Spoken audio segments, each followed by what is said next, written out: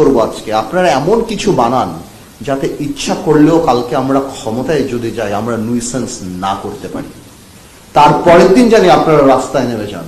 কারণ এখন সত্যি কথা আমরা রাজনীতিবিদরা একটা জিনিসই ভয় পাই, যে আপনার প্রেডিক্টেবল শত্রু যেটা আওয়ামী লীগ করতে চেয়েছিল, যে খালেদা জিয়া বিএনপি চেয়ারপারসন বয়স হয়ে গিয়েছে, নেই, তারেক রহমান আসতে পারবে না, জামাত ইসলামীর কোমর ভেঙে দিয়েছি, জাতীয় পার্টি তো আমিই চালাই, সুতরাং I will run, I will lead, I will rule. কোন দৃশ্যমান শত্রু আমার অপোনেন্ট বাংলাদেশে নেই।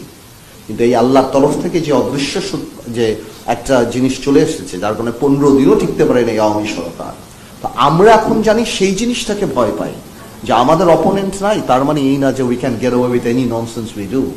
ওই জিনিসটার জন্য আপনারা দাঁড় করান, যে আমাদেরকে আপনারা আর স্বৈরাচার হতে দিয়েন না, এটা আমি জনগণকে বলবো।